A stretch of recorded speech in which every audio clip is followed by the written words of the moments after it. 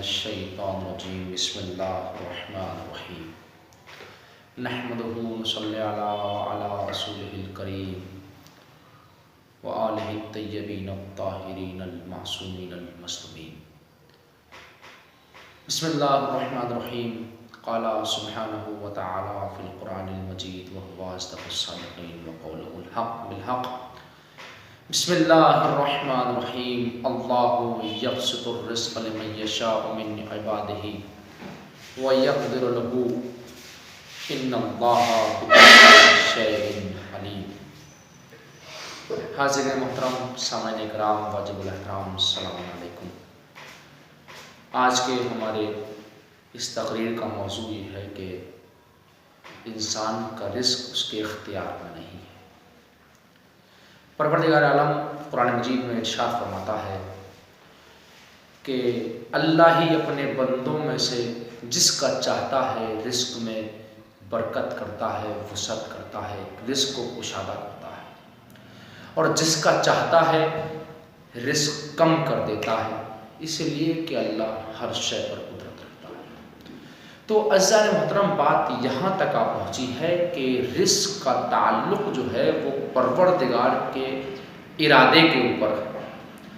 اللہ چاہتا ہے کسی بندے کے رزق میں اضافہ کرنا تو کر دیتا ہے، اللہ چاہتا ہے کسی بندے کے رزق کو کم کرے تو کر دیتا ہے۔ لمن یشاء کا لفظ اس آیت میں ارشاد ہوا ہے۔ آیت سورہ عنکبوت 20واں پارہ آیت نمبر 62 میں ارشاد ہوا، اللہ یبسط الرزق لمن یشاء من عبادہ۔ اللہ جس کا چاہتا ہے اپنے بندوں میں سے رزق بڑھا دیتا ہے، کشادہ کر دیتا ہے، رزق میں وسعتیں پیدا کر دیتا ہے، برکتیں پیدا کر دیتا ہے، اور وَيَقْدِرُ لَهُ، اور جس کا چاہتا ہے اس کے رزق کو تنگ کر دیتا ہے، اس کا رزق کم کر دیتا ہے۔ عزیزان محترم، اس لیے کہ آیت کا ٹکڑا اگلا ٹکڑا ہے ان اللہ بکل شیء علیم، اس لیے کہ اللہ ہر شے کا جاننے والا ہے۔ آئیے حضرات، اسی مناسبت سے ایک واقعے کو میں درمیان میں دیتا چلوں تاکہ بات میری متصل ہو جائے اور موضوع پر میں اپنی بات کو اختتام کر دوں۔ ایک غلام تھا، اپنے آقا کے یہاں کام کیا کرتا تھا۔ ایک دن اس کی غیر حاضری ہوئی۔ آقا نے اپنے ذہن میں سوچا کہ غلام آج میرا غیر حاضر ہے، غائب ہے، چلو اس کی تنخواہ میں اضافہ کر دیا جائے تاکہ اس کا کام کرنے میں دل لگے، اس کا کام کرنے میں من لگے، اور جب من لگے تو یہ وقت پر آنا شروع ہو جائے۔ جیسے ہی تنخواہ کا وقت آیا، اس کے مالک نے اس کو جو تنخواہ معین تھی اس سے زیادہ تنخواہ دی، اس سے زیادہ پیسے دیے۔ ایک مرتبہ یہ عرصہ گزر ہی رہا تھا، پھر چند دن گزرے، اس غلام کی پھر ایک غیر حاضری ہوئی۔ اب مالک کو اس پر غصہ آیا کہ میں نے تو اس کے تنخواہ میں اضافہ کر دیا تھا، اس کے رزق میں اضافہ کر دیا تھا، میں نے اس کے پیسے بڑھا دیے تھے، میں نے اس کی اجرت کو بڑھا دیا تھا، میں نے اس کے رزق کو بڑھا دیا تھا، مگر اس نے پھر غیر حاضری کی۔ اسی وجہ سے اس نے تنگ آ کر اس کے رزق میں کمی کر دی، اس کے پیسوں کو کاٹ لیا، اس کی تنخواہ کو کم کر دیا۔ جو تنخواہ وہ پہلے دیا کرتا تھا اس میں سے اس نے وہی تنخواہ اس کو دی، اضافے کے ساتھ تنخواہ نہ دی۔ جیسے تنخواہ کا وقت آیا، اس نے وہ تنخواہ کی جو مقررہ تھی اس تنخواہ کو دیا۔ اب خاموشی سے غلام نے اس تنخواہ کو لے لیا۔ پہلی مرتبہ میں جب اس نے تنخواہ اضافہ کر کے دی تھی، اس کو پیسے بڑھا کے دیے تھے، تب اس نے خاموشی سے لے لیے تھے۔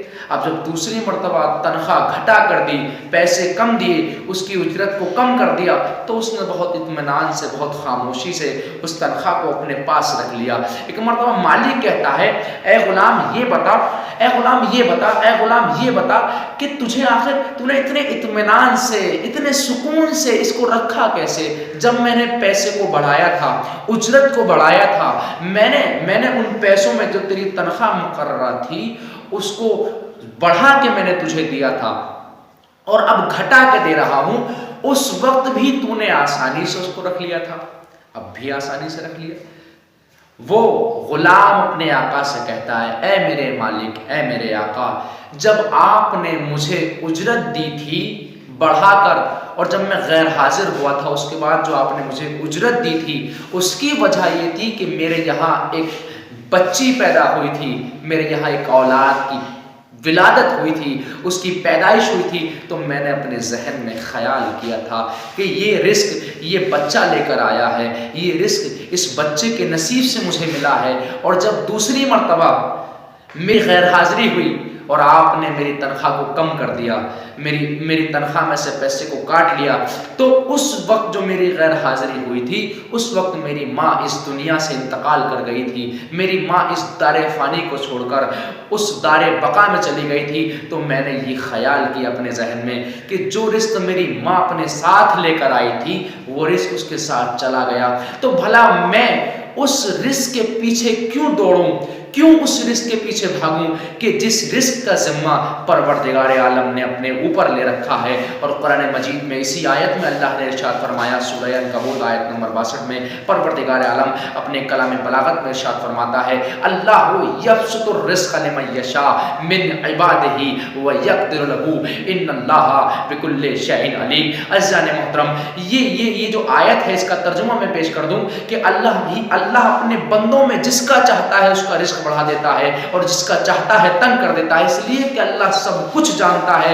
اور اس آیت کی تفسیر میں، یہ جو آیت ہے اس کی تفسیر یوں ہوئی ہے کہ ایک مرتبہ مشرکین نے مسلمانوں پر اعتراض کیا۔